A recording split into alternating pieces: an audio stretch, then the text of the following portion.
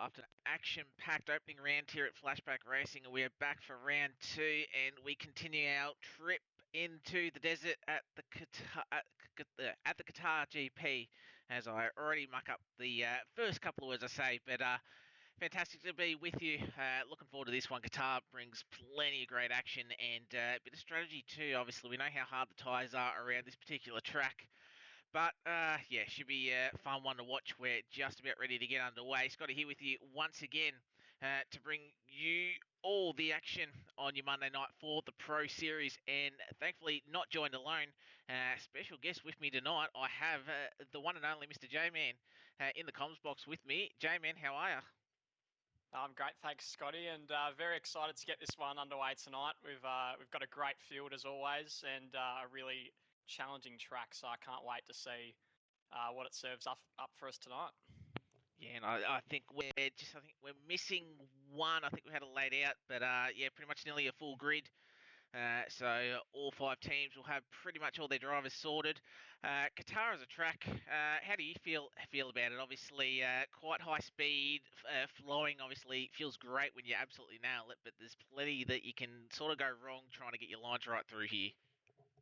Yeah, there's absolutely no margin for error on this track, particularly in the qualifying stage of the track. Very high speed, as you mentioned, a lot of high speed corners, and yeah, it's just one of those tracks where if you like some laps you'll be on fire, the next lap you'll be all over the place. So it's really up to it's a really high skill track. So I think the best drivers will really shine through tonight, and I think we'll see that very shortly. Yeah, and as you can see, the scroll down the bottom, obviously got the dates, the current championship standings, so that will flash across the screen at the moment. But we'll have a look at our calendar. Obviously, the short 8-round season, round number 2 in Qatar. Obviously, next week will be the mystery round, so Pro and Feeder will each have their own separate track that they won't find out until they hop into the lobby. So that will be, as the title says, very a mystery for all the drivers. But obviously, we've got to get through Qatar first. We'll have a look at tonight's lineup. As I said, we've got 19 in the field at the moment. So I think Senna is the only one not in. So take Senna out. So Mendavy with only the 3 drivers. 5 reserves tonight. Oscar and Broker Reptile for DSG Racing. We've got Motley in full throttle. We have Potato and Karma, teammates in another league. So Mendavy's looking to be a strong team tonight. And obviously, no reserves needed for Flow State and our class. So Ryan and Sammy's teams looking pretty strong tonight. We'll have a look at our track details at the Lucille circuit. 16 corners, as you can see.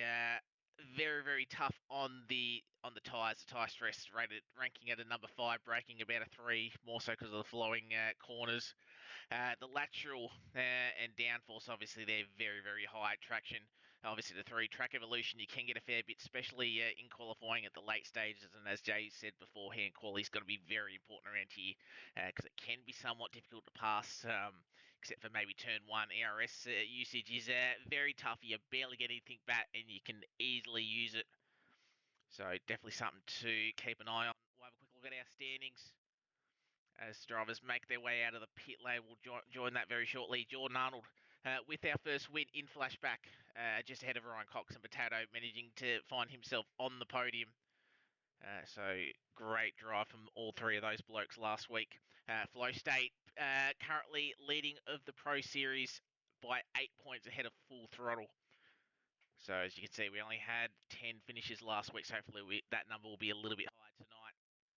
Quick look at our overall standings. Flow State, after round 1 at Pro and Feeder, leads by about 31 points over Semi's team, Alcas, and only 2 points further behind are Mendavy on 108. DSG and Full Throttle bring up the rear on 68 and 63 apiece. But I think that's enough talking from myself. J-Man, you ready to get into this quali session?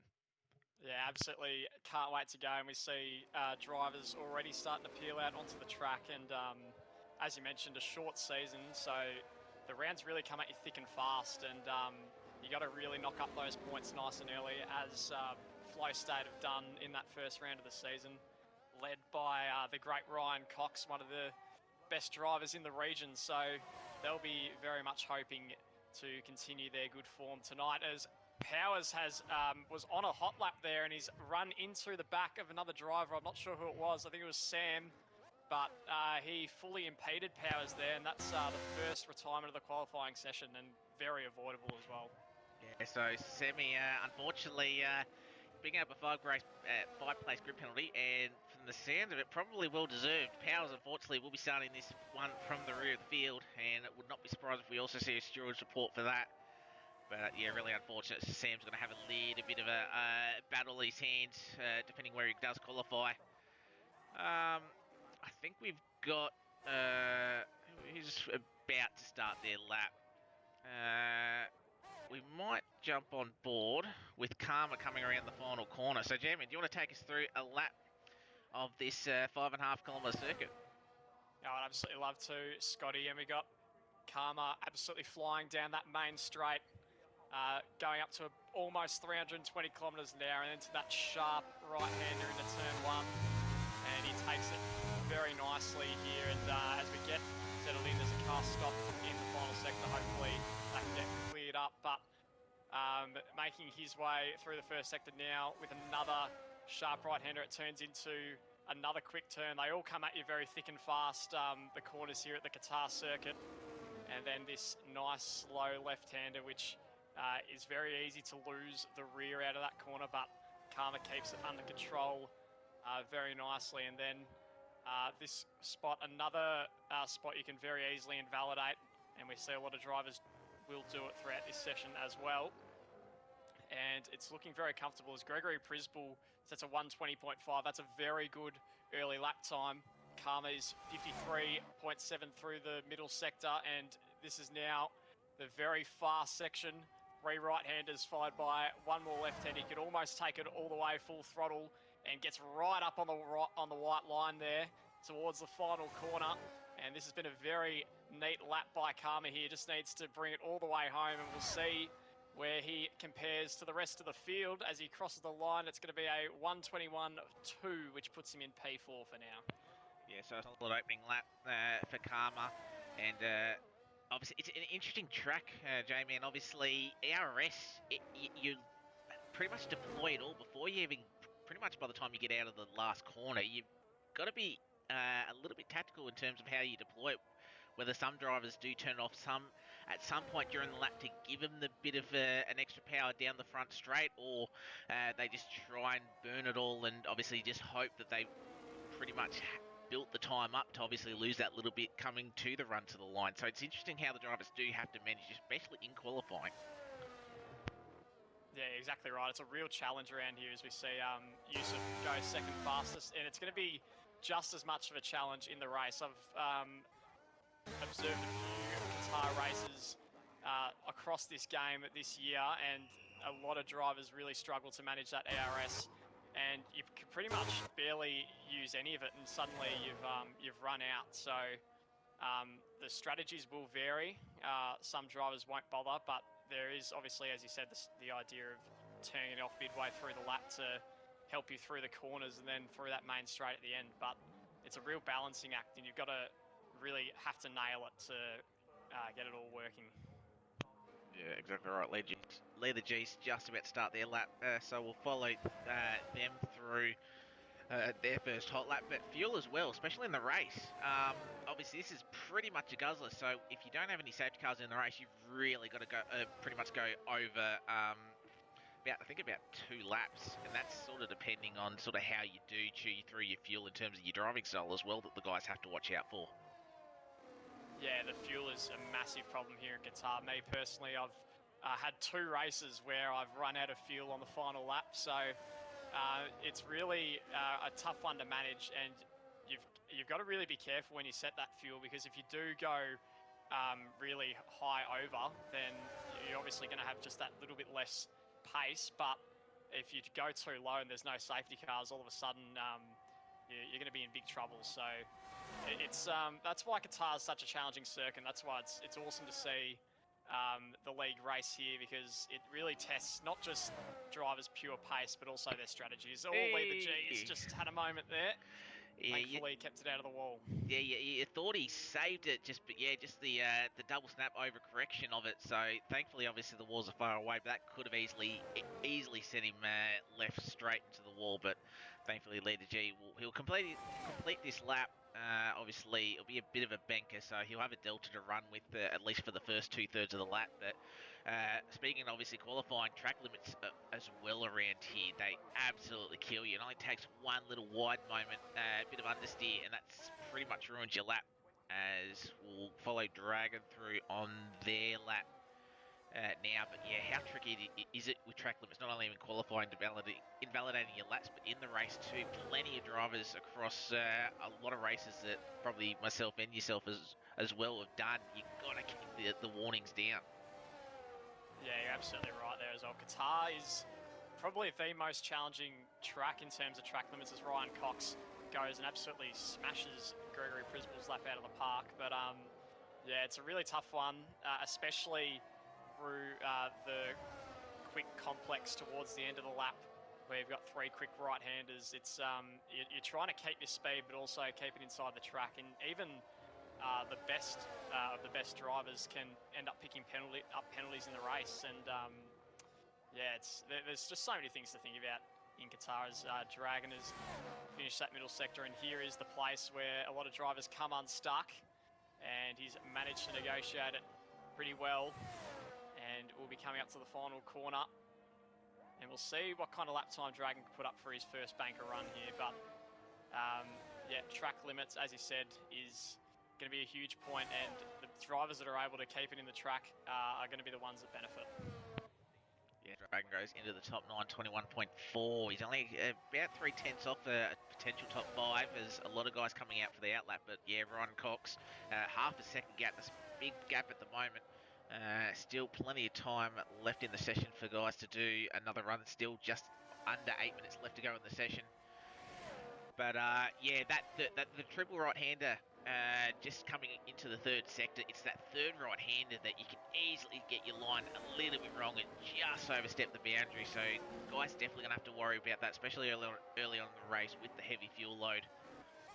That yeah, it's quite hard, and especially the second last corner, turn 15.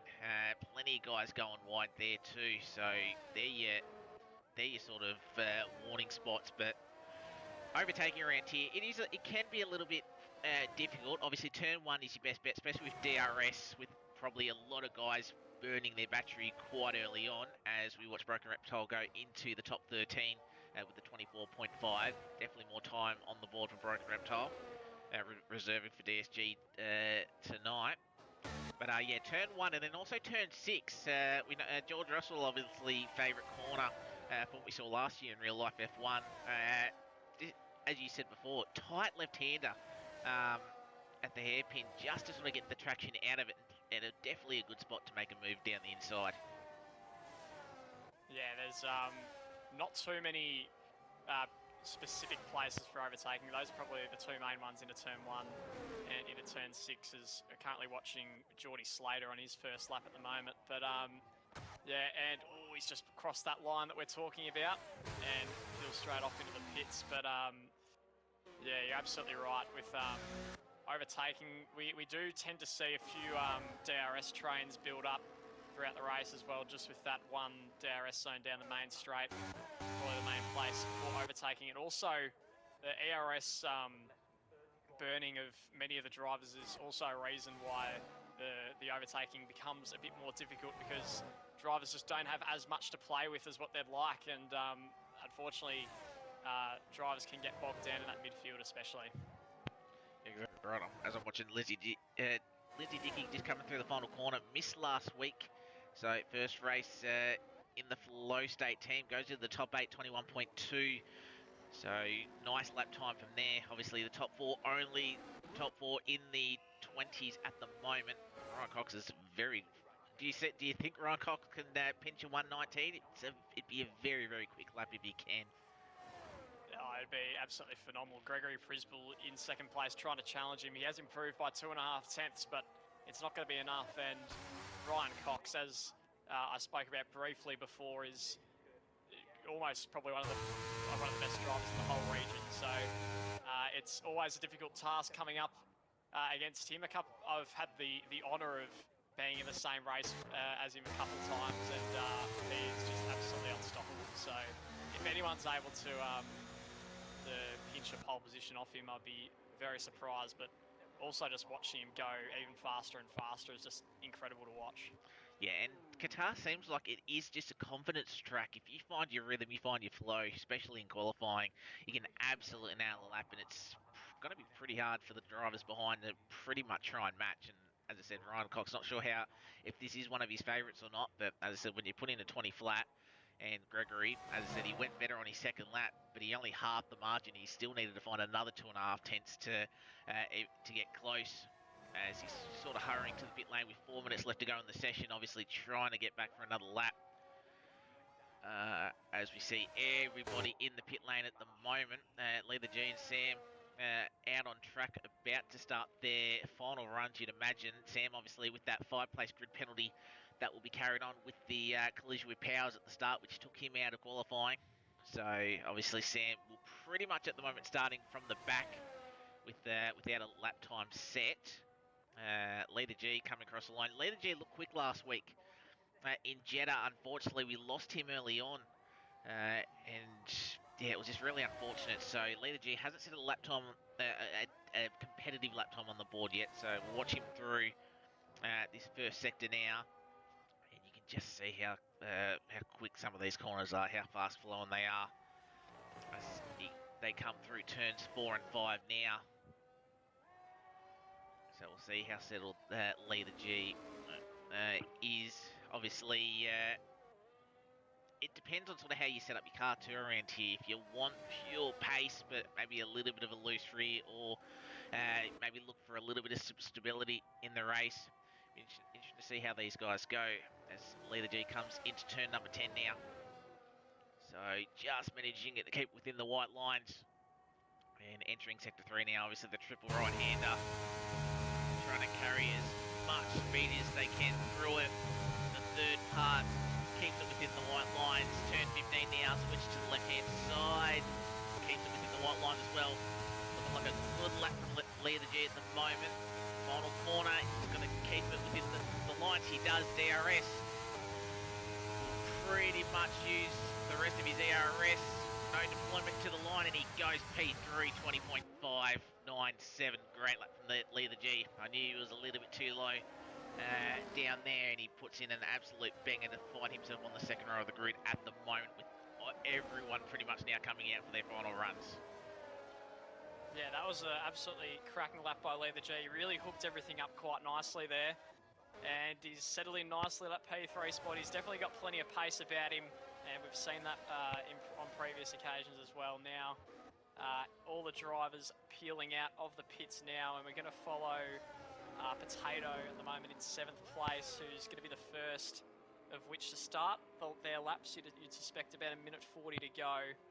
And it's all about getting that lap together at the right time for these drivers. Can Ryan Cox improve even more to what already looks like is going to be an untouchable lap time? His first lap of the session might almost be good enough to top everything else, and that gap from second downwards is quite large, but the midfield is very closely packed together after that. You can see from 6th down to about 14th, I think that's 16th difference. Yeah, and I'm just looking at just on board with Ryan Cox. He's trying to find a bit of space.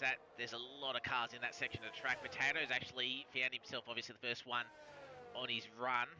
Got a lot of clear air, and I think that traffic will clear by the time he does get around to that third sector. But you can just look at the track map on your bottom right-hand corner of your screen. Just plenty of cars there, and you've got multiple cars about to cross the line. There's going to be someone in the flow state. That might be Jordan Arnold. He certainly is. I think Jordan Arnold actually got a little bit of a tow from a competitor. But Jordan Arnold, last week's race winner, obviously definitely got to keep an eye on them. But we'll have a look at Potato, see how they're going. Podium getter last week in Jeddah. As I said, it was a bit of an attrition race, but Potato kept it clean, found themselves in the top 3 as we round the second last corner now. Potato, as we hit 8 seconds left to go in the session, we will see the checkered flag, and Potato will pretty much be the first one to hit it, except for the flow state ahead. I think Motley will miss it. He will. Motley misses it. Checkered flag stays 11th. Potato goes into the top 3. Nice. Got Karma next across the line. Karma stays, I think he moves up into P6. Both Gregory Prisbille and Ryan Cox have invalidated their laps as well, so this does give an opportunity to those drivers in the midfield. I think Yusuf coming to the line now, so we'll see if he can challenge that top 2. No, he can't. No improvement there. Jordan Arnold's up a fair bit though in P7. Can he possibly knock off Gregory Prisbille's time in second at the moment? It's going to be quite tight between the two of them as he comes to the line now, and it's going to be P3, a 120.3, just shy there. The top 2 still remain unchallenged at this stage. Yeah, great lap. I think we had somebody else move. I think Dragon moved up into the top 6, so great lap for another of the flow state drivers. Leader G crosses the line, stays P5, just slightly down on their time. What about Oscar? I think that was an invalidation, but found Jordy Slater's gone up to 3rd. Yes, probably one of the drivers that we sort of missed out, sort of further down the field, but great effort from Jordy to move himself up into the top 3. And that's quality done in Ryan's second lap. Didn't need to, even if he validated his last run, still good enough with that middle lap. Yeah, that was incredible by Ryan Cox there. Would have been awesome to see him try and sneak into the 119s there. Unfortunately, just invalidated. Look at the gap between Gregory Prisbille and Jordy Slater. A thousandth of a second the difference. Jordy was extremely close to getting through there. Jordan Arnold was right there also. So it's very tight between the rest of the field, but Ryan Cox looks to be the man on top for now.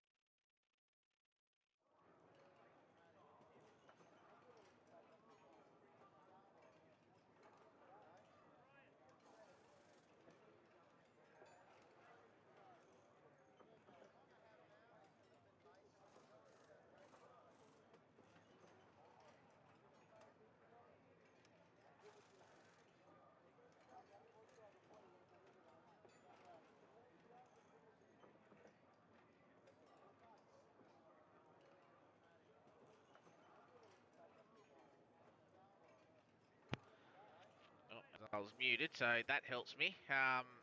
J-Man, Ryan, does he have enough to hold on in this race? Does his quali form sort of hang on? We'll answer that in a minute. I know we got formation lap. That throws me off. I'll remember some of these rules. Only week 2, we'll get it right. But yeah, Ryan, obviously flow state 1 and 2 as well, so that could be a big advantage. But Ryan, can he transfer that quali pace over to the race pace?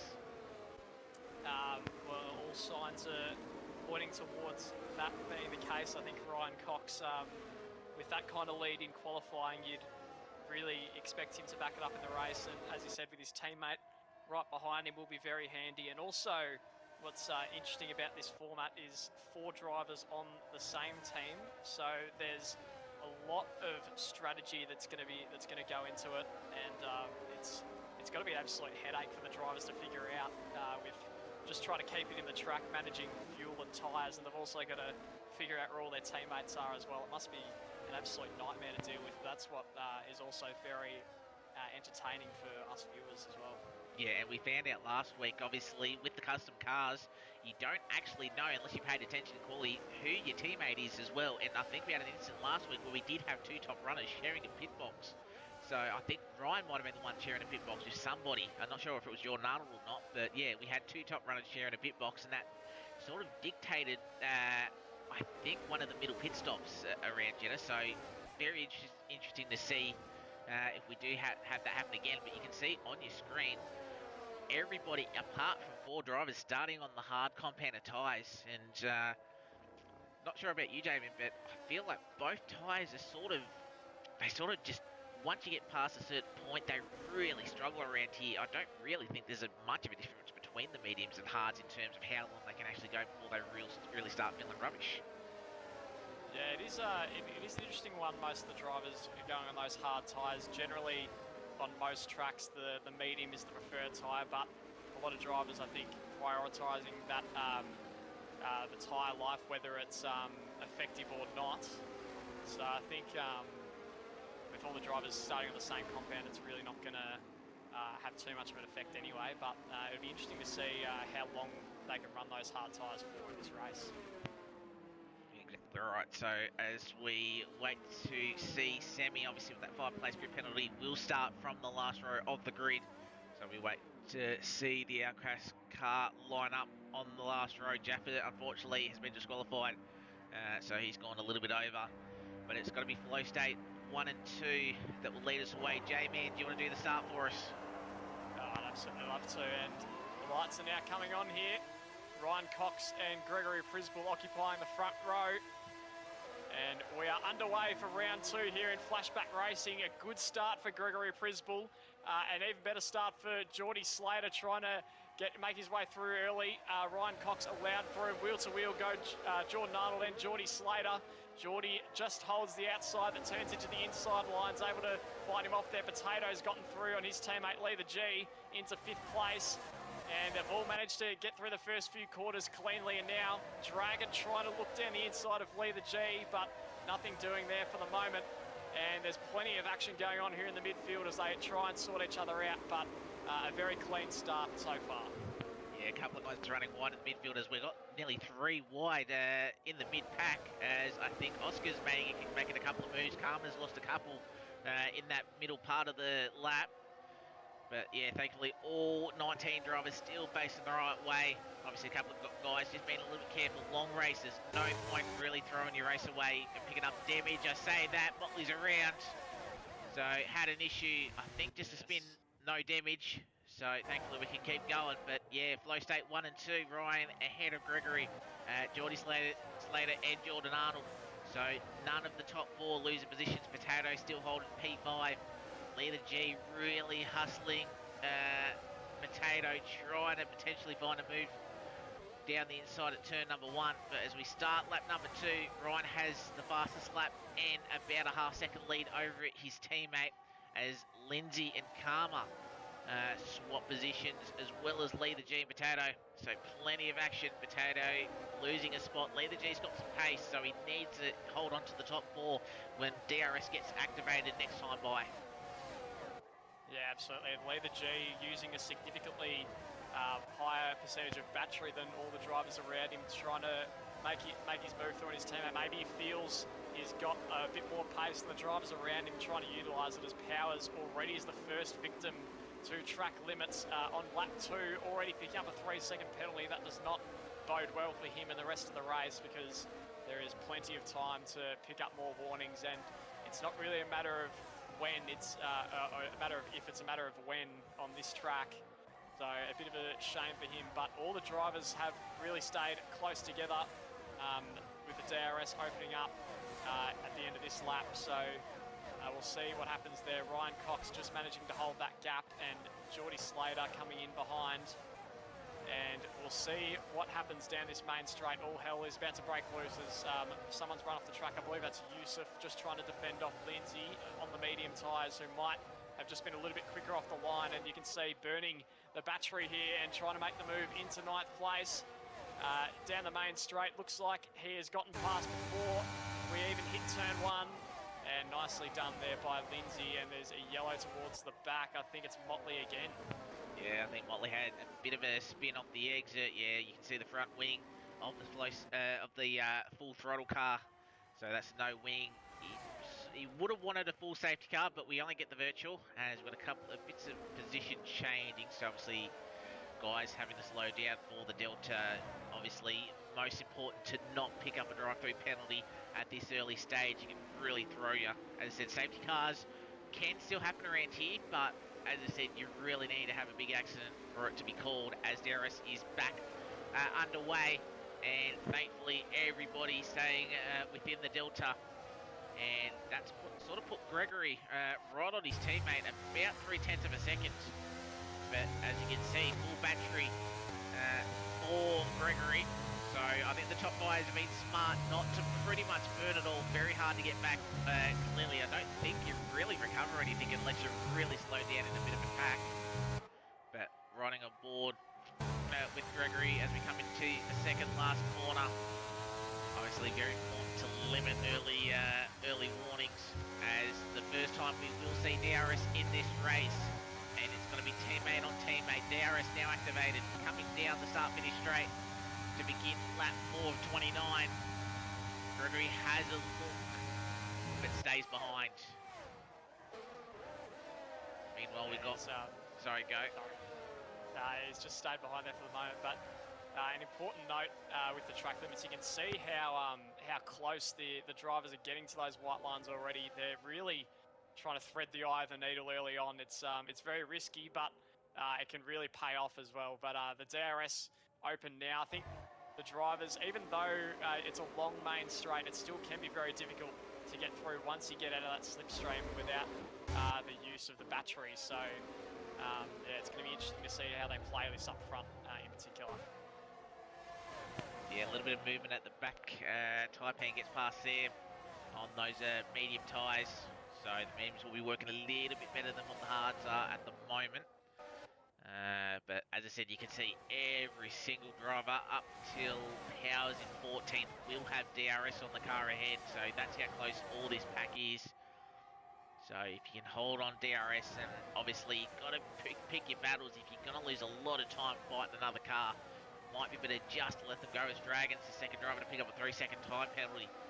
And as you said, Jay, it's very early to be picking them up, but that's one thing we said in qualifying you have to manage, and obviously keep saying that.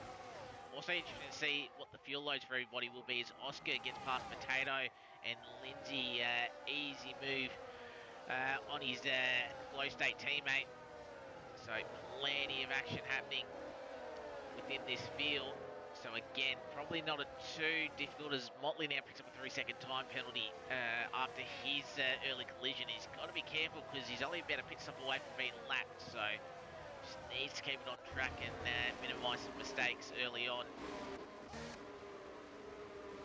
Yeah, exactly. And you can see how difficult it is to break away. Ryan Cox, even with some decent pace up front, just unable to find a place to really pull away from Gregory Prisball, and as a result, everyone else just sort of hanging on to the back of that with that DRS as well. And you can see, as we mentioned before, those battery levels from the top three are really high. All the midfield are really pushing hard though to try and keep up with them. And Lindsay in particular is one of the medium tyre runners who's made early inroads. He's gone up 4 places. Powers also running the medium tyres, went up 4 places, but Aussie 2K Goat has gone backwards. So maybe the medium's not having the desired effect for him, and the tyres can start to wear out really quickly as a move for the lead up the front. Gregory Prisball does use DRS to get past Ryan Cox, and a change in the leadership for the first time this evening. And it's still flow state 1 and 2, but the order is flipped for now, and we'll see how this develops between the two of them. Yeah, I reckon the gap that they saw was about 7 tenths, so it would be very interesting to see if maybe, I know these two would be in a chat, maybe push the pace up just a little bit, see if they can break Geordie and Jordan. But obviously it's going to be very interesting. Yeah, Broadstar, yeah, definitely this is a pro series, as you can see, very, very quick guys up front. And as I said, we sort of know how they are across all leagues that they race in. Just the pace that they have, spectacular to watch, and especially at a track like this in Qatar. You can see, J-Man, obviously you mentioned before how close they would get to the white lines. That's how much confidence. That's how much they've perfected their craft. And to be right on the limit. Oh, but Gregory does go a little bit over. He goes wide. Be very interesting if he did pick up a warning there. and that will leave him vulnerable to his teammate. So I have a feeling we will get another change for the lead as we are just about to start lap 7 to 29. Yep, and Ryan Cox does make that move back, and you can see Gregory Brisbill's actually burnt quite a bit to get past his teammate there on the previous lap, but it doesn't amount to too much, and that it shows exactly why drivers aren't willing to use that battery, because one lap later it can just all go away once again. So it could just be a bit of a chess match between the rest of the field. The top 6 have broken away from Potato, but it's very close as Sam picks up another penalty. He's the next victim to fall. But yeah, that Potato's just fallen out of that DRS, and we can slowly start to see the field break up. It's taken almost 7 laps for it to happen, but yeah, there's finally a little bit of a gap there, and the top 6 will be trying to utilise that to their advantage. Yeah, as Leader G obviously just trying to stay within that 1 second. He did run wide, I think, off the exit of 4. Off the exit of 5, I should say. So possibly a warning for Leader G. He's just having to push that car, and obviously you can see with his battery level, having to burn to just keep with this top 4. And as I said, as soon as he drops DRS, I have a feeling he will start dropping time. But as you said, the field's starting to spread. Potato losing a little bit to Oscar. Oscar might be the one now to maybe try and work his way past, as Japa now picks up a 3-second time penalty. We saw Sam pick one up as well, so 5 drivers. The guys in the bottom half of the 10, obviously the ones picking up penalties at the moment. But we're seeing good battles down the pack, so obviously we'll try and keep an eye on that as well. Ryan having a 6/10 lead on lap 8. Yeah, interesting to see the gaps.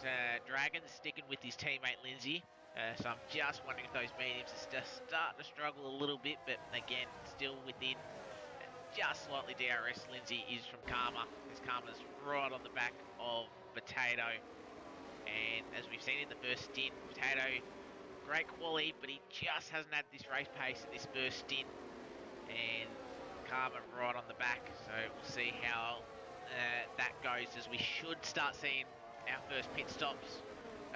What are we thinking? Probably lap 14, lap 13 for the mediums. Yeah, you'd think around that. The hards, the drivers will probably try and take just over half race distance, but yeah, the medium drivers you will probably start to see pretty soon, especially if they continue to not make as many inroads as they're looking for. As Karma nearly had a chance to overtake Potato around the outside. There's a little bit of an error there, and he's gotten quite close. So Potato losing a bit of speed here. He's sort of fallen into the arms of Lindsay as well, and he's made a big mistake there out of the exit of the final corner, and that's left him vulnerable not just to Karma, but to Lindsay as well, who's now on his rear wheel trying to go around the outside. He's completely burnt his battery in his efforts here, but and he's actually lost out to Dragon as well, who's come through out of nowhere, and somehow Potato's held on to that place, and thankfully for him, because he had a big error there out of the final corner, and somehow he's just managed to hold on. Yeah, you're thinking 3 wide down into turn 1, Potato within a flow state sandwich. You thought there might have been a bit of an issue, but great driving from all the drivers. I think Dragon might have been the one that was wide off the exit of 1, but Potato just struggling. As we said, we switched off board when Potato had his moment out in the last corner, and that's freed up Karma, and he's already dropped DRS, so he's got a pack of 5 cars that are really trying to hunt him down. So I have a feeling Potato might be in a little bit of trouble, but we'll keep an eye on it.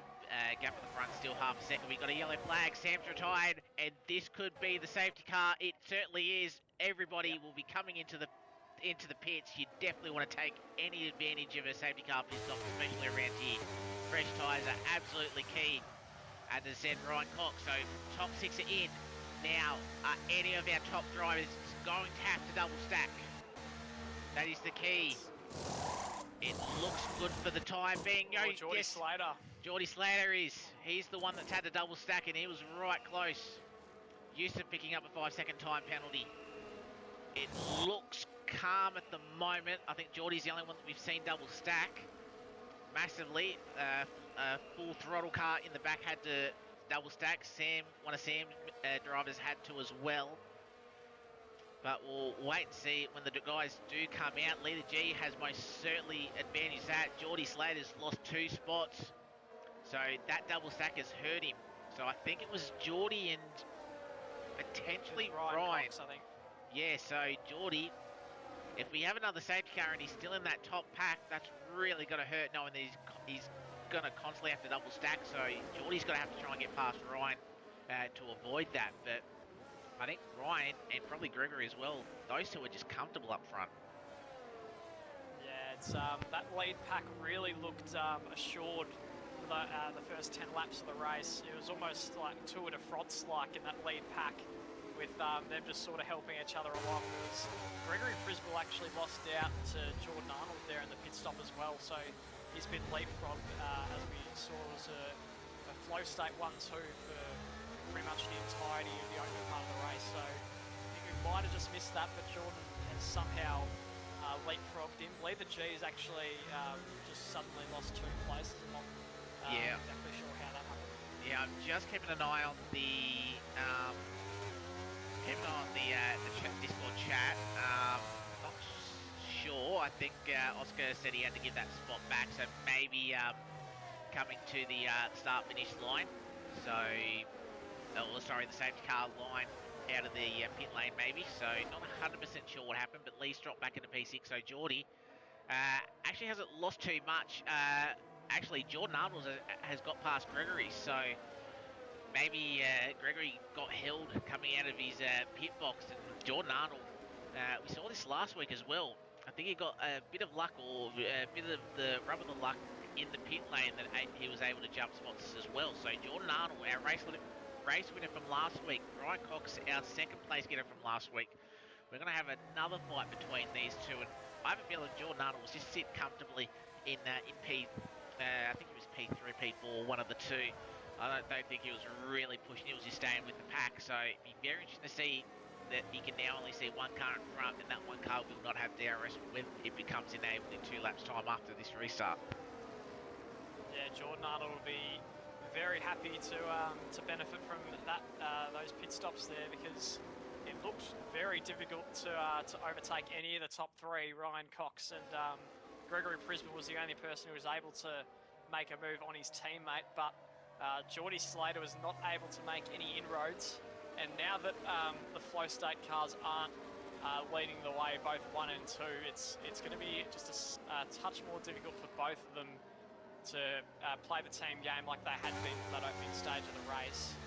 So that dynamic has shifted a little bit. One of the standouts for this race has been Oscar, who's currently in 5th place. He's made his way up 5 places in the race so far, and you can see also pretty much every driver went from the hards to the medium compound. There is still 18 laps to go, so Scotty, does that mean there will be another pit stop in this race? It's definitely going to be a stretch to try and make it there. Obviously, they're about 5 laps too early, depending on where they sort of wanted to go in terms of an undercut or whatnot. If we get a safety car, I reckon if we get a safety car in about 7 to 8 laps time, we'll see a lot of these guys come in again for another set of the medium tyres, as we do see the safety car coming in at the end of this one. It's going to be a stretch. Some may switch to a 2-stop and go softs and really be quick. I think they'll be about 4 or 5 seconds a lap quicker on those brand new softs compared to those mediums. But again, a safety car can really throw this race on its head. But we'll wait and see. Ryan Cox will have control of the field. Safety car is now in pit lane. So we've got about just under 2/3 race distance left. Everyone has made their compulsory pit stop. Will we see all these guys make it to the end? Ryan Cox around in the final corner now, still has control. Be very interesting to see if they just wait right until the end. So the drivers just have to be careful in that mid and back of the field. As you can see, coasting. He's finally gone. So back underway, and we see who's that? I think that was Taipan in the wall. So possibly contact from behind. So unfortunately, one involved. We've got a couple of one car going wide. I think that might have been Karma. So yellow flag. That's really hurt Taipan. So hopefully they can get back around, get that new front wing, as we've got a little bit of side-by-side action between Potato around the outside, trying to hold his position on Lindsay. We saw Potato really struggling as Lindsay's going to send a move down the inside. Potato just gives enough room but has the better traction on the outside line. Yusuf gets the move done on Big Mandry and is in P11. So a couple of moves off the restart. Gregory maybe trying to close in on Jordan Arnold. Is about 2/10, closed up a little bit, broken reptile picking up a 3-second time penalty now due to track limits. So we're starting to see close to nearly half the field with the 3-second time penalty. Yeah, it was a good restart there. Unfortunately, Taipan TJ, not sure what happened, but got turned around on the main straight there, and we see the top four a lot closer than what they have been as a result of this restart. Gregory Brisbane was very close to Jordan Arnold, but he has gotten a great exit out of the final corner, and that is going to prevent any likely move from taking place. But what we haven't really mentioned yet is how the medium tyre runners from the start of the race have benefited from this safety car, because they can just chuck those hards on and not really have to worry too much until the end of the race. But the medium tyre runners, all of the top 8 at this stage, will have to be really worried about their tyre situation at the moment. So I'm looking at drivers like Lindsay, who's on those hard tyres, really putting pressure on Potato and trying to get through on drivers in front. Maybe he could really find a way through the field here and cause some problems for the drivers up front. Yeah, we've seen Lindsay already multiple times try and get Potato, but Potato just doing his best to hold on. And he's got to try and get this move done. Obviously, the mediums will degrade a little bit quicker than what the hards will. But Lindsay's definitely looking like they've got some good pace, as we do have all 4 flow state cars inside the top 10. So at the moment, a massive haul of points for the blue car. And as you can sort of see, a little bit of a design change for their livery. It just makes it a little bit easier on the track map that we can make it between themselves and I think DSG, as takes a tighter line, very, very close to being picking up on a warning, but I think there was just an edge of a tyre there. Ryan picks up the fastest lap of the race as Lindsay, can he finally get the move done on Potato? Takes the line, look at Dragon trying to sneak down the inside. Side by side, just gives enough room Potato on the exit. Potato still trying to fight these 2 cars and just holds on. Dragon really wants this position and still can't do anything, has to sit behind. We'll see how Lindsay can pull away from Potato. As do we see a move down the inside. Takes a narrow line, traction off the exit will hurt a little bit. So Dragon has to stay in P10, but Lindsay up into P8 on those hard compound tyres. Yeah, what a great little scrap between the 3 of them there, but it has cost Lindsay a fair chunk of his battery. So that's really going to hurt him in his pursuit. And he's lost 1.6 seconds to 7th place as well. He's going to have to make that time up. And if we're looking back towards the front, Jordan Arnold hasn't been able to quite hang on to Ryan Cox as close as what Gregory Brisbane was able to do in the early stages of this race, as Potato does pick up a penalty also. And Geordie Slater still struggling in 4th place to find a way through. And you can see as Jordan Arnold having to use a little bit more of his battery just to keep up, and Oscar has now made his way past Leader G and returned himself back into 5th where he was at the restart. But it's going to be really interesting to see when one of these top 4 drivers decides to go for it, as Potato's gotten back past Lindsay. They're going wheel to wheel again here, and Lindsay not able to keep up with him. He did burn a lot of battery in that last lap. It could come back to hurt him, and now Dragon's getting into the action as well down the inside. He just breaks a little bit early and gives his teammate just a little bit more time and space there. But as you can see, it's happened to a couple drivers this race. Burned a lot of battery to make the overtake, but on just the next lap, they ended up losing the place again. Yeah, as soon as you have no ERS, once the ERS gets enabled, you are pretty much a sitting duck down that start-finish straight. And Lindsay, unfortunately, couldn't get the 1 second gap by the time they got around to the final corner, and that just pretty much let Potato get through. So Lindsay will have to try again, and Dragon as well. Try to get the move down the inside of his teammate at turn 4, but again, obviously, I think just respect given between those two. Don't really want to throw two cars into the wall when there's still plenty of time as we've just hit half race distance as Ryan has just come across the line. Start lap 16 to 29, so 14 laps left. He has about a half-second gap on Jordan Arnold, and it's about that 7/10th gap coming out of the final corner, which is easily manageable coming down into turn one, that Jordan really doesn't have a chance to make a move down on him into turn number one.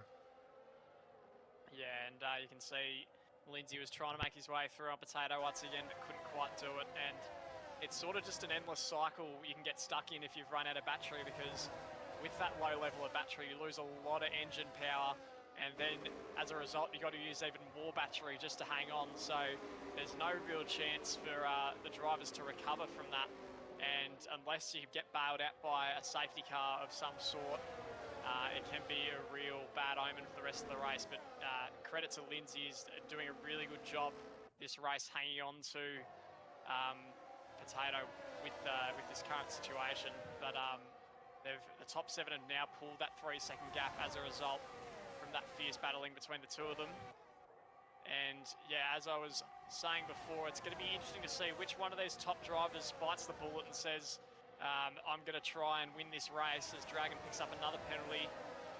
Who's going to be the first to blink out of these drivers and want to go for the win? Could it be a mistake? But yeah, we'll see what happens. Yeah, and just having a look at the little cheeky tyre spreadsheet, all the guys are probably hitting that first cliff now, so the cars will just start sliding around as Potato, Dragon and Lindsay. We've got 3 wide, Nelly as Dragon. Oh, there's contact.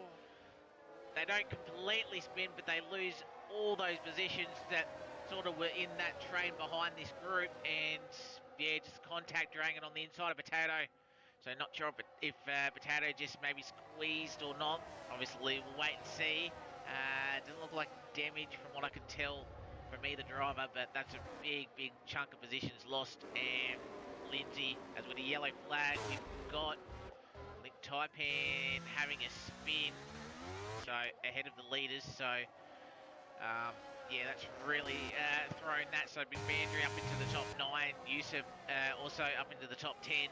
So we'll see as we got this 7-car train, and we'll see if Dragon and Potato can close back and maybe start moving up a couple of positions. But yeah, unfortunate with the contact there, throwing them lower down outside the top 10. Yeah, shame for Potato and Dragon there. It's going to be a lot of work between the two of them, and also both having penalties is going to compound that misery just a little bit. And the leaders are now coming down the main straight once again to start lap 18, and we haven't really seen an on-track overtake between the top 4 for a long time here. And Jordan Arnold did close up on Ryan Cox. He's probably closer than what he's been for most of the race, as Lindsay is now battling with Big Manry, and he's lost a place there, it seems.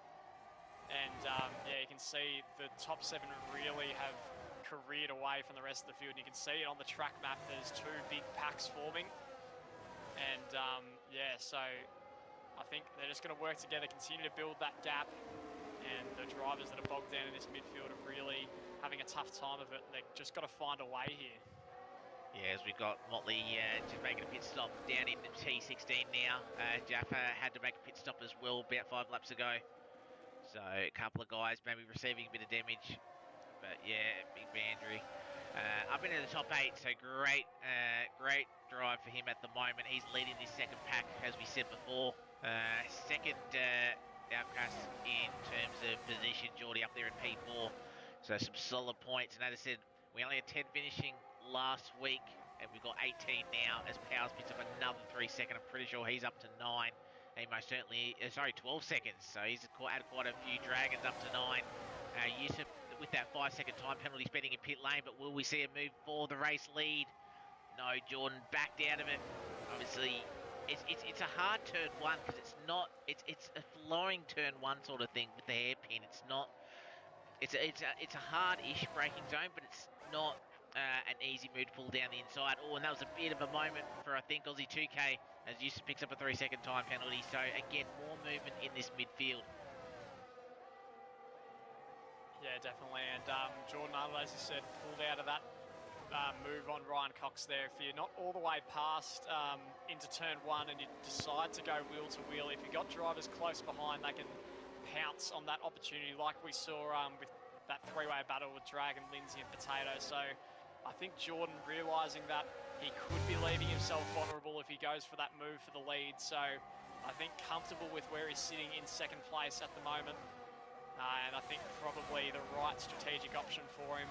You can see those penalties are really starting to build up from the drivers down the back of the field who are just desperately trying to keep up with the pace of the front runners. But as Ryan Cox goes in and Jordan Arnold follows him straight in, and so does Gregory Brisbane. So all three drivers diving in all of a sudden there with 10 laps to go. Jordan Arnold's going to inherit the lead of the race. And we're going to see where they come out here. This is a big call from the top three. Yeah, if you were going to make it, you had to make it early for another set of the medium tyres. So pretty much splitting this this last little stint. So two medium tyres, two sets of medium tyres, about 10 laps each. So as I said, you make it early. So Ryan is out into P11, so there will have to be overtakes. And as I said, with that train from 5th downwards, they've got to try and get through that pack as quickly as they can. But with how hard these guys are battling, it may not be easy. But obviously we'll keep an eye on sort of how the pace is between Geordie, Oscar and Lee compared to those of Ryan, Gregory and Jordan. But I think that's a smart move from the leaders. As I said, they've got the pace, as we know. And as I think Ryan was sort of managing at the front, so we're going to really start to see that flow state car really push to the limit now.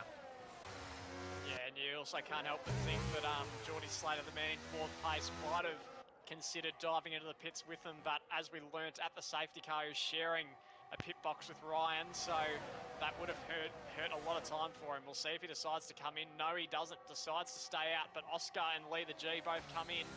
So a bit of a different strategy for Geordie Slater. Is he going to try and commit to the end here? We know we see Lindsay and Powers both on hard tyres. You'd suspect that they'd want to try and hang that out to the end, but Ryan Cox and Gregory and Jordan not far behind. You'd think they're in the box seat with those fresh tyres. Yes, you see all the big movement, Big Mandry up into P3, currently on the podium. Problem is, he's got a whole lot of quick cars behind. Leader G and Dragon have gone onto the soft compounded tyres, so they will be extra racy, but those softs will very, very quickly die off. And it does help Ryan Cox that a few of these guys did actually come back into the pits, so that sort of spread out the field a little bit, that mid-pack. So we'll wait and see. So 7 cars have yet to stop for a second time. Leader G picks up another 3-second time penalty. Thankfully, the gap to that second group was quite large, so may only cost him a position to Karma. But we'll have to wait and see. Be very interesting to see what the first flying lap for Ryan is. I reckon it's going to be a very quick one. Will most certainly be the fastest lap of this race. It's good to see the difference in strategy as well. Which one's going to pay off? Ryan Cox has already gained over 2 seconds on Potato on those struggling medium tyres. So you'd suspect this was a bit of a masterstroke by Ryan Cox. Karma is coming into the pits. You'd suspect for some soft tyres at this stage in the race with only 8 laps to go. And so does Big Manry. Geordie Slater still staying stubborn, staying out there. But as the drivers peel into the pits behind him, it's going to get more and more difficult for him to defend. So he would not have been hoping that as many drivers have followed Ryan into the pits as they have. But there is a yellow on track. It's an incident between Dragon and Motley. And, gee, Geordie would have wanted a safety car there, but nothing doing. Yeah, so obviously 5-second penalty given out there. But, yeah, probably unluckily for him that no VSC or a safety car was called. But yeah, that's really hurt. Ryan Cox has now only got 4 cars to pass for this race lead. We'll have a look at the leader gap. He's 17 seconds behind. The last lap for Geordie Slater was a 25 flat. Ryan Cox did a 23 flat, so 2 seconds quicker. And as I said, those medium tyres on Geordie's car are really going to hurt. And I have a feeling that 17-second gap is really going to come down quite quickly.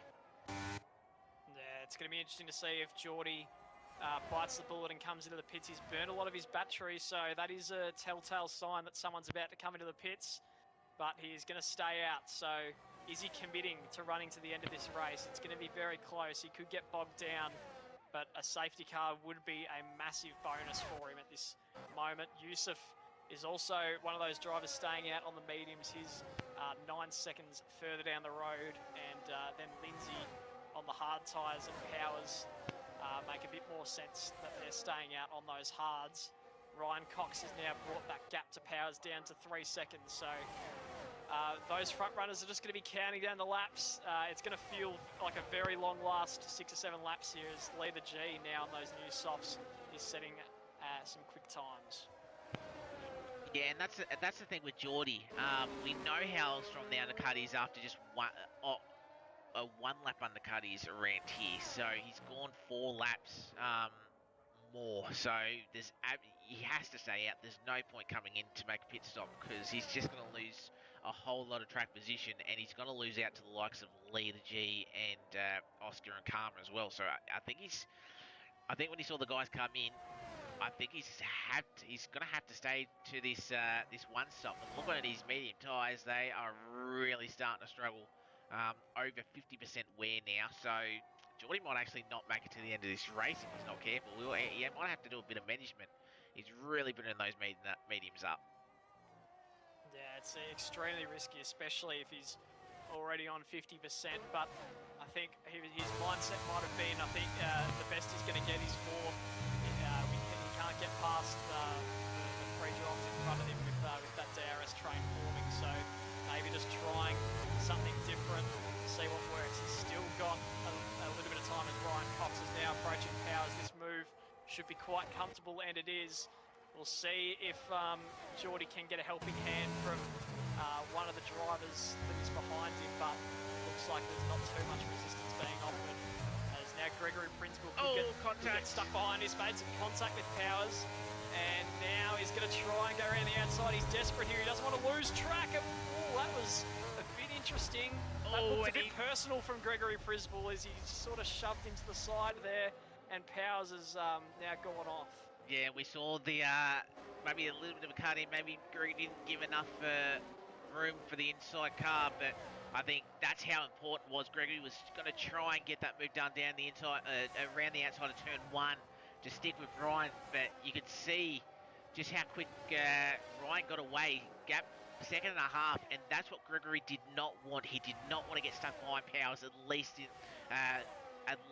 a couple of corners would easily cost him that 1 second, and it obviously has, but there's also contact and Gregory picking up a 3-second time penalty, so maybe a little bit heated under the collar as Lindsay Dickey also picks up a 3-second time penalty up in P3, and Ryan Cox is behind his Flow State teammate, so I reckon there won't be any troubles with a position change. So Ryan up into the top 3, gap is about 12 seconds. And the laps are coming down though. Yeah, 5 racing laps last time around. Geordie Slater 25.2, Ryan a 23.4. So about that 2-second gap once again. It's got to be close, but as I said, Geordie's really going to fall off the cliff. So we'll wait and see. But has Geordie played an absolute masterstroke? We'll find out in about 5 laps time. But Gregory obviously just really lost it, unfortunately. Thankfully didn't pick up any damage with the contact. But yeah, that's really hurt him, and then Gregory's now going to be under the hunt of Jordan Arnold. Like I said, the more these guys fight, the more chance Geordie may still end up on the podium, and maybe that strategy helped him get on that podium. We'll wait and see. Yusuf currently in P2, has a penalty though. And Ryan Cox should easily get this move done, potentially down at turn 1, depending on how he does go in the final few corners. But that Flow State car should easily have some more time as Gregory now gets past his teammate. So we'll see if Lindsay can try and hold up Powell's 3-second time penalty. So I think he's up to about 15 seconds. But we'll head back to Ryan Cox. Dapper picking up a 3-second time penalty. So you can see we've only got about 6 drivers that are penalty free as Ryan takes P2. So 4 laps to go. You can see the margin on your top left, 10.5. As Jordan Arnold gets past Lindsay as well. So Jordan and Gregory potentially the final step of the podium. But Geordie's going all right. Ryan 10.3. Do we think he can catch him 4 laps? Needs about 2.5 seconds a lap, then get the move done. Yeah, this has held up really well for Geordie Slater. Probably better than what we were expecting here in the commentary box, but it is still going to be a battle with those with his own tyres here. So 10 seconds the gap. Ryan Cox, no cars left to clear. Gregory Frisbell just with a moment of frustration a lap or two ago with Powers, and that has hurt him. He's lost the DRS to Ryan Cox, and now Jordan Arnold is in a really good position to take that place off him. And Geordie, I think, he'll be really happy with a podium finish here because he was stuck in 4th place. So even if Ryan Cox does get past him, he's a very good chance of finishing 2nd because Gregory Frisbell did lose quite a bit of time there. And now we are entering lap 27 of the race, and Geordie Slater will be looking in his mirrors, but Ryan Cox only gained about not much more than a second, I don't think, on that last lap. Yeah, Geordie 25 flat. Ryan was in the 24s. So that's really cost Ryan only a second gain. Oscar and Lindsay. Oh, Lindsay, there's contact and then Oscar's around. Oh. I'm not sure sort of how that worked. We sort of have a bit of a poor camera angle, but unfortunately contact again. So Oscar loses a couple of spots. Lindsay obviously on those old hard tyres. And look at Leader G on the softs, trying to potentially go around the outside. Be a great move if he pulls it off side by side through 4, side by side through 5. That gives him the inside line through turn 6. But Lindsay should have the better line, but just no traction off the corner. Great drive, great overtake from Leader G. Took him a couple of corners to finally clear the flow state car, but great drive. Yeah, the 17 lap old hards definitely didn't do Lindsay any favours there. It was a great defensive effort, but unfortunately just the rubber would not hold up for him there. Ryan Cox has gained a bit more time on this lap. It's down to 8.5, but it's not looking, he's not getting the inroads here he's expecting to get here. And Geordie Slater just hanging on. We don't know how close those tyres are to completely falling off, but he's just managing to hang on at this stage. It's an incredible effort from him. Jordan Arnold as well is chasing down Gregory Frisbell still here, and there's still a few places to be decided in the midfield. Oscar trying to get those places back as Lindsay darts to the inside in defence, but Oscar does get back through into 7th, and now he's going to try and pursue Leader G once again back for that 6th place. But we are on the penultimate lap, and Geordie Slater looks like he might just have enough here. Yeah, only issue is Geordie Slater is now in puncture territory. So how will those tyres last? How will the game, how will the RNG gods help him? As I said, it can go from anywhere at this point onwards. Hopefully he can get to the end. It'd be a magnificent strategy call. He has to nurse those tyres. He's got a 7-second lead. 3.5 seconds a lap he can lose.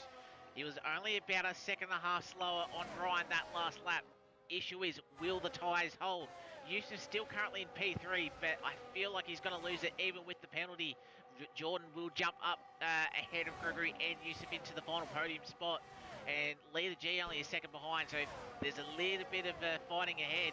Potentially he could step on the podium, but again, his penalties will cost him. So Oscar might be in this, might be in a great spot. But as Geordie Slater comes across the line, has 1 lap left to go. Can his tyres hold on? Yellow flag. We've got to crash it in the middle sector. But will not affect the outcome of this race. Ryan, 6.5. Gregory ahead of Yusuf. That will give him a little bit of margin to Jordan Arnold. Yusuf's done a really good job. His strategy has really worked out well. But he's in danger of having a puncher on this last lap. Jamie, it's been, what a race. Geordie Slater, 5.5. Those medium tyres hang on. Really reminds you of Lightning McQueen stuff here, Geordie. You can see he's just going really slowly. He knows he's got that gap, as Jordan Arnold did get past Yusuf there.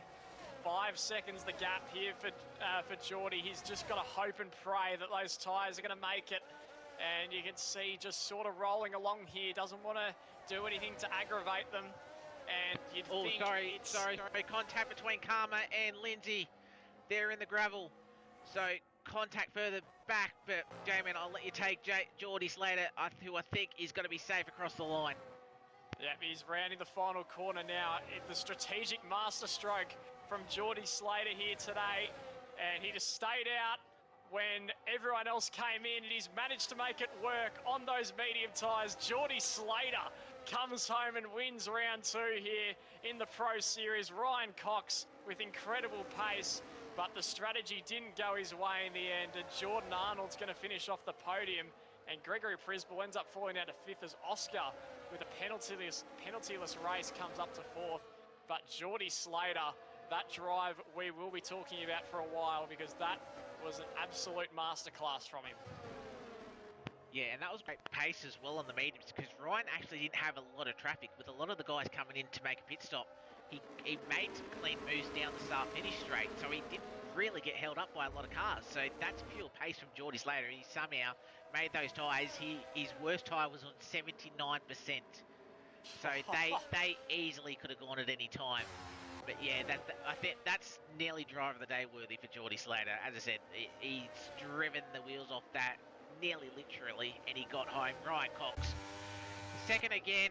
I think it was the right call coming in. You definitely would have had pace, but we'll have a chat to him obviously shortly whether he thought those mediums would hold on as well. But yeah, very interesting. Jordan Arnold, first last week, still ran out at the podium. Obviously, he kept it penalty free. He jumped Gregory, who unfortunately had that track limit warning after a little bit of contact with Powers. Oscar gets the in-game driver of the day. Obviously, he kept it penalty free as well. Moved up, I think, 3 positions at the end after penalties.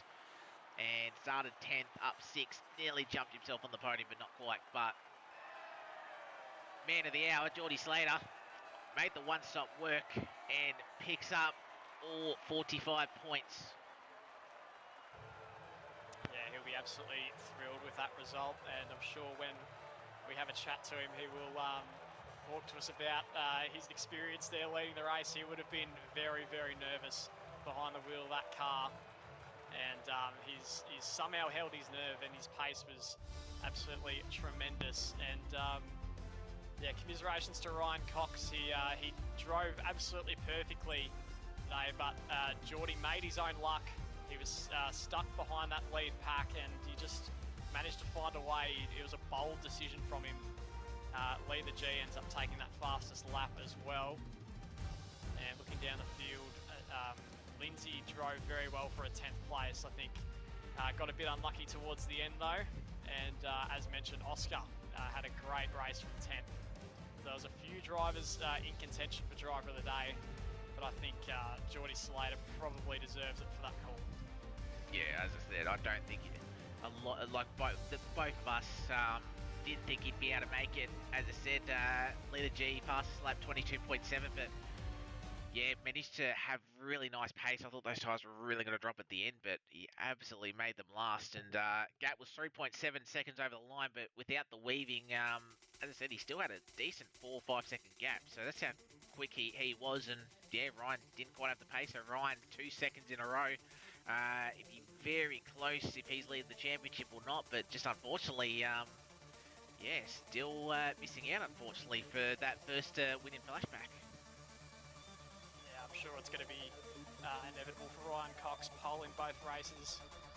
He just needs a bit of luck to go his way. I think it just didn't quite work out for him today, but he'll still take 2 second places in terms of the championship standings. He'll be in a very solid spot. I think probably close to he might almost be in the lead.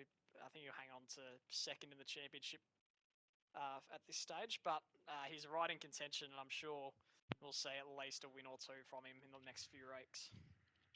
Yeah, so we'll try and get these boys in the chat. We'll see if we can have a chat to any of these guys. But yeah, great effort from them. As I said, shout out to Oscar as well, P4 for P10. Great drive. Leader G as well. I think the penalty sort of hurt him in the end with 6 seconds. Yusuf in P7. Karma, first race for Flashback. Nice drive from him in P8. Big Manry up in P9, managing to bag himself a nice haul of points. And Lindsay Dickey, unfortunately, involved in a couple of little incidents later on, rounds out our top 10. So as we wait for these guys. Obviously, tomorrow we've got the feeder series. We had a fair few DNF, but as I said, we only had have a quick look. We only had one car DNF tonight, which was really good. So fantastic to see. Jordan Arnold. So we'll see if we can get any of these boys in here. But yeah, feeder should be very interesting tonight. But yeah, as we start getting the boys in here now, we'll wait and see what the other guys do. But as I quickly switch over, there we go. So we've got Geordie's later. We've got our race winner, J-Man. Do you want to have a chat with our race winner? Fantastic one-stop strategy. Yeah, I'd absolutely love to. Geordie Slater, P1 for the day. It was. It looked like a very interesting race for you. You got bogged down by that pit stop in the safety car. Unfortunately, having that double stack with Ryan, but you just you went bold with the strategy, and it worked absolutely perfectly for you today. Yeah, thanks, J-Man. Yeah, well, I knew realistically there was no way I'd be able to burn all my battery and get past Ryan, Jordan, and Bio, and try and win the race. So I figured I'd go bold. I saw how many laps there were left, and well, I saw my tyre wear, and I thought, no, I can make it work. So I stayed out, nursed the absolute hell out of them for the whole stint, and came with the win. So sometimes, J-Man, you just gotta go brave and bold, and works for you in the end.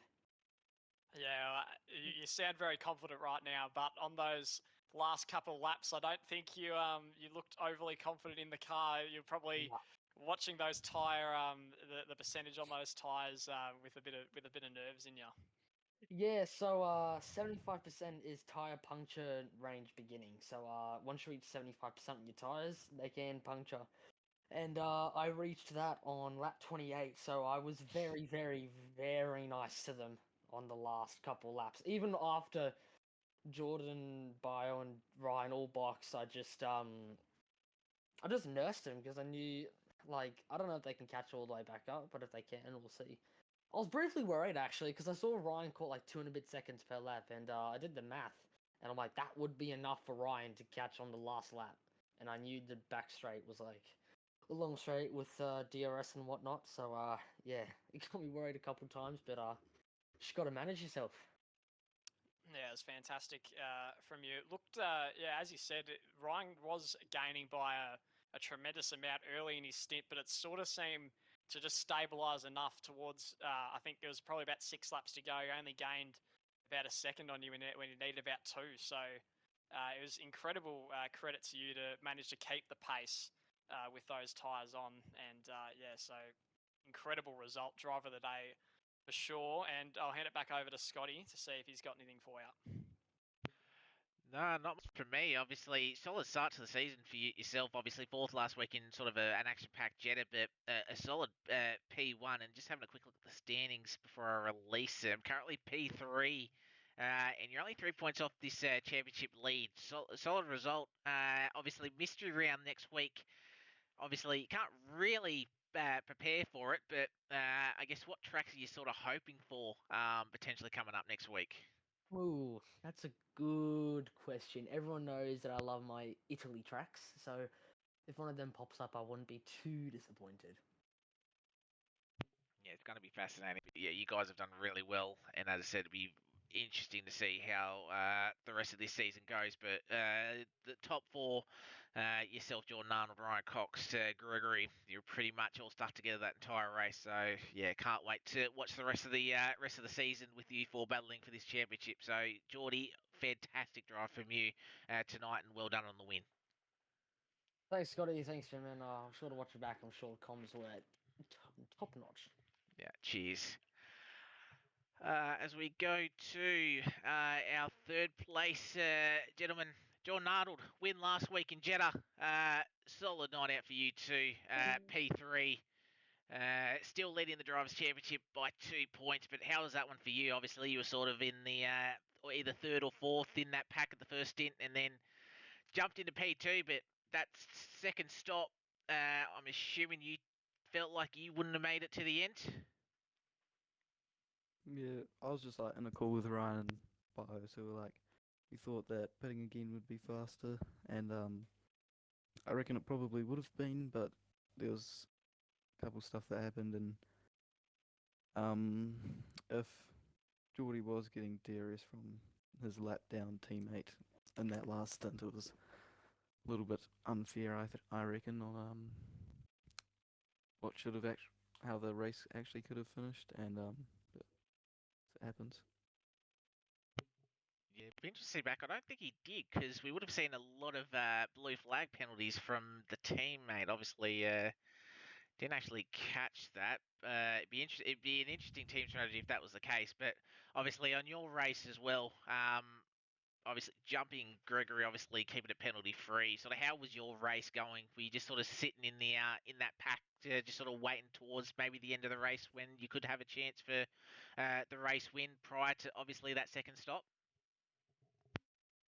Yeah, I was just trying to stay with Ryan and Bio that whole time, and then uh, that was the main goal, so managed to do that, and then after that second stop though, Ryan managed to get away, and I was just trying to keep it penalty free pretty much because I knew Bio had one and I was on 2 warnings, and I managed to keep it clean. So good that I got another podium. Yeah, well, as I said, your pace still looks really, really strong tonight. Jamie, anything for our championship leader at the moment? I think you've covered the bases pretty well, but yeah, it was a very measured drive from yourself tonight, Jordan. I think you're able to keep out of trouble all night long. You definitely had a chance for the win if things fell your way tonight. But I guess moving on to next week, what are you hoping to see come up on the mystery track? Something that isn't a street track, pretty much. I think that's a fair call. Qatar obviously provided a lot of entertaining race action, and well done for you tonight, mate. Thank you. All right, so great to hear from our first and third place getter. Haven't got Ryan in the com box, so not sure if he can join us or not. But obviously, JB, a quick word on Ryan's race. Obviously, just falling short once again. Maybe another lap potentially could have pinched that win. Yeah, he would have been a little bit frustrated there towards the end of the race. He definitely would have thought he had a decent chance of pinching that from Geordie. I think the strategy was on point. I don't think it was a disastrous call to come in for the mediums a second time, and I think that was shown by a lot of the other drivers following him in. I think on another day, Geordie's tyres might have punctured, and Ryan would have come home with a win. So I guess just one of those days where things just worked out the right way for Geordie, and I think Ryan should be very pleased with his race despite just falling short of the win. Yeah, 100%. And as I said, 2 seconds in a row. He's only 2 points behind our championship leader, so I don't think he'll be too unhappy. And as I said, I feel like his first win's not too far away. As I said, he pretty much controlled that first part of the race, and as I said, he made a strategy call that we all thought was the spot-on one, but unfortunately didn't quite work out. So obviously he'll have the mystery track, and then obviously the rest of the seasons to sort of break his duck. But yeah, it's going to be a fantastic battle between the top four, and then obviously a couple of the guys. Leader G was in there, Oscar as well.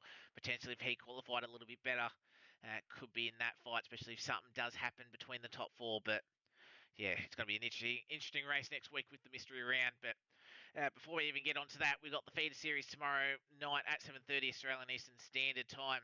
So we'll get to look forward to that.